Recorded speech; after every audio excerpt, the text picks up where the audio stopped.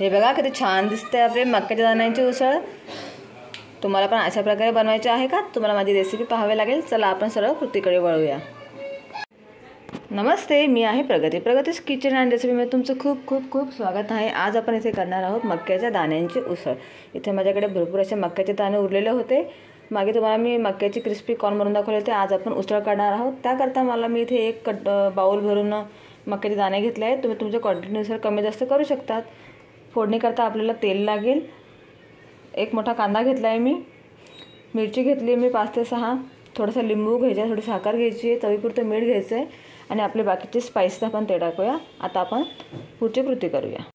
सर्वप्रथम आपण आहे ना मक्याचे दाणे आहेत ना आपले असे मिक्सरला थोडेसे जाड बारीक असे काढून घ्यायचे। जास्त फाईन पेस्ट नाही करायची याची, थोडंसं अगदी 2 वेळा हळूहळू फिरून त्याची अशी जाडी मोठी आपल्याला पूड करून घ्यायची आहे।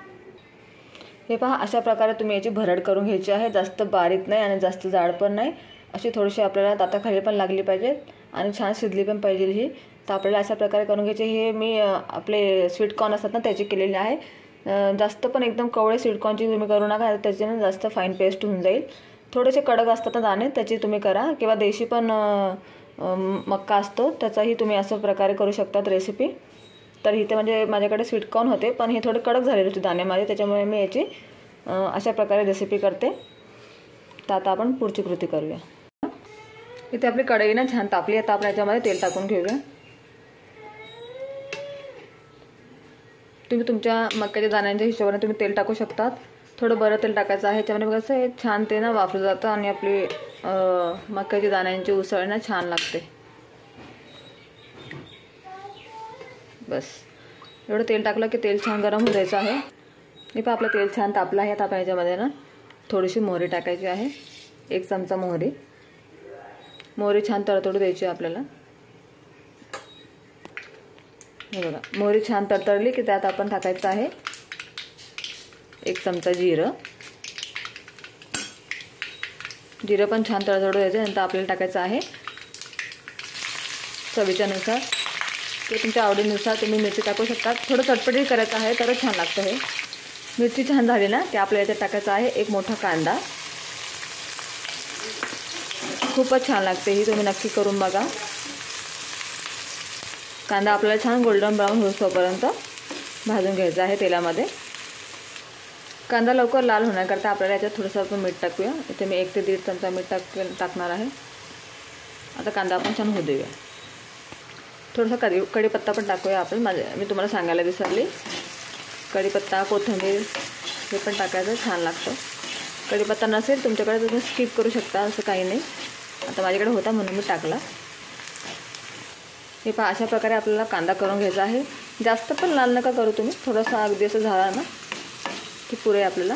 आता आपण याच्यामध्ये आपले मसाले टाकून घेऊया। जास्त पण मसाले वापरायची गरज नाही याच्यामध्ये, फक्त आपल्याला थोडीशी हळद लागेल। ते मी हळद टाकते अर्धा चमचा, तुम्ही तुमच्या आवडीनुसार टाकू शकतात। आणि थोडीशी मी इथे धना पावडर पण टाकते।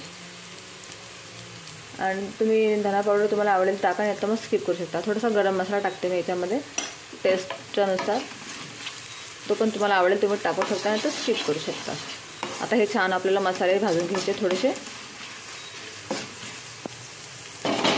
आता आपण याच्यामध्ये आपला हा जो किस केलेला आहे ना तो टाकायचा आहे आणि याला छान आपण मिक्स करून घेऊया। गॅसची फ्लेम थोडीशी मिडियमच ठेवायची आहे आपल्याला। याला छान आपण असं मिक्स करून घेऊया। खूपच छान लागतं, तुम्ही नक्की ट्राय करा।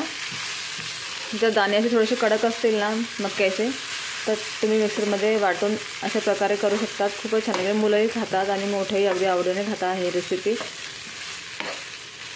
आमच्या घरी तर खूपच आवडते, त्यामुळे आम्ही अशा प्रकारे पण करतो। आम्ही 3-4 प्रकारे मक्याची दाण्यांची रेसिपी मी बनवते, तुम्ही हे ट्राय करून बघा। आता हे छान आपण मिक्स करून घेऊया। आता आपण याच्यात थोडंसं मीठ टाकूया। पहिले आपण थोडं मीठ टाकलं होतं कांदा शेकताना, थोडंसं तुम्ही तुमच्या आवडीनुसार टाकू शकतात मीठ। जास्त नाही टाकायचं, आता मग खारट होऊन जाईल। आणि याला परत छान मिक्स करून घेऊया आपण।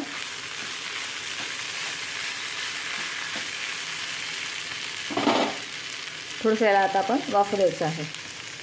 खूप छान टेक्स्चर आलेलं आहे। आता आपल्याला थोडंसं हे 2 ते 3 मिनिटापर्यंत आपल्याला वाफून घ्यायचं आहे, कारण की आपले मक्याचे दाणे कधी जास्त कडक असले ना तर ते वाफायला किंवा शिजायला वेळ लागतो, त्याच्यामुळे आपण 2 ते 3 मिनिटाची वाफ काढून घेऊया। हे बघा 1-2 मिनटं वाफल्यानंतर ना आपल्याला याच्यामध्ये टाकायचं आहे थोडासा लिंबू. थोडासा लिंबू आपण पिळून घेऊ याच्यामध्ये. अर्धा लिंबू टाकते मी, म्हणजे दाण्यांची हे भरट जास्त होते त्याच्यामुळे मी अर्धा. तुम्ही तुमच्या टेस्टनुसार कमी जास्त करू शकता. आणि थोडीशी आपल्याला साखर टाकायची आहे, तुम्ही तुमच्या अंदाजे टाकू शकता. आणि याला पण छान मिक्स करून घेऊया आपण. याला आपण छान असं मिक्स करून घेऊया. हे बघा छान मिक्स केल्याची टेस्ट ना खूप छान लागते. आंबट गोड काही थोडं तिखट अशी मस्त टेस्ट लागते याची. याला छान आपण अजून 1 मिनटापर्यंत याची वाफ काढून घेऊया. कारण आपण त्यात लिंबू आणि साखर टाकून थोडीशी वाफ काढली ना की त्याची टेस्ट छान सगळं त्याच्यात मिक्स होऊन जाईल आणि ते छान लागेल.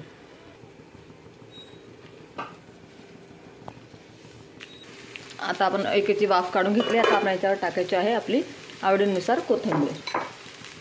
तयार आहे आपली मक्याच्या दाण्यांची उसळ. खूपच छान लागते टेस्टला. तुम्ही नक्की ट्राय करा. आता तुम्हाला मी सर्व करून दाखवते. आता आपल्या गॅसची फ्लेम पण बंद करायची आहे. हे बघा तयार आहे आपलं मक्याच्या दाण्यांची उसळ. किती छान दिसते आणि खूपच छान टेक्स्चर आलेलं आहे. आपल्या ह्याच्यातले कुठे कुठे दाणे राहतात ना ते राहू द्यायचे. दाताखाली आले आणि ते पण छान लागतात खूपच. तुम्ही नक्की ट्राय करा. तुम्हाला जर माझी आजची रेसिपी आवडली असेल ना तर माझ्या रेसिपीला सबस्क्राईब करा, लाईक करा आणि शेअर करायला विसरू नका. बाय.